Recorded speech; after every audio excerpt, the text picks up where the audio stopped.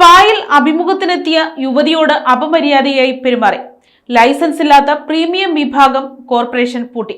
സ്പായിൽ തൊഴിൽ അഭിമുഖത്തിനെത്തിയ യുവതിയോട് ഉടമ അപമര്യാദയായി പെരുമാറിയെന്ന പരാതിയിൽ കോർപ്പറേഷന്റെ നടപടി. തിരുവനന്തപുരത്തെ ഒരു സ്പായിലാണ് 23-കാരിയായ ഉദ്യോഗാർത്ഥിക്ക് ദുരനുഭവം ഉണ്ടായത്.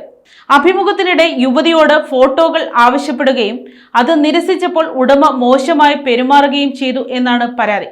സംഭവം അറിഞ്ഞ കോർപ്പറേഷൻ അധികൃതർ ഞായറാഴ്ച ആരോഗ്യവകുപ്പ് ഉദ്യോഗസ്ഥരുമായും പോലീസുമായും ചേർന്ന് സ്ഥലത്തെത്തി മിന്നൽ പരിശോധന നടത്തി. പരിശോധനയിൽ സ്പായുടെ പ്രീമിയം വിഭാഗം ലൈസൻസ് ഇല്ലാതെയാണ് പ്രവർത്തിക്കുന്നതെന്ന് കണ്ടെത്തി. ഗുരുതരമായ നിയമലംഘനം ശ്രദ്ധയിൽപ്പെട്ടതിനെ തുടർന്ന് അനുമതിയില്ലാത്ത ഈ ഭാഗം ഉദ്യോഗസ്ഥർ പൂട്ടിച്ചു.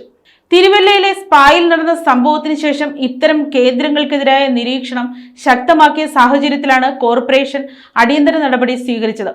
വെൽനസ് സേവനങ്ങളുടെ മറവിൽ നിയമവിരുദ്ധ പ്രവർത്തനങ്ങൾ നടത്തുന്ന സ്ഥാപനങ്ങൾക്കെതിരെ കർശന നടപടിയുണ്ടാകുമെന്ന് മേയർ വി രാജേഷ് അറിയിച്ചു. നഗരത്തിൽ പരിശോധനകൾ കർശനമാക്കുമെന്നും അദ്ദേഹം വ്യക്തമാക്കി.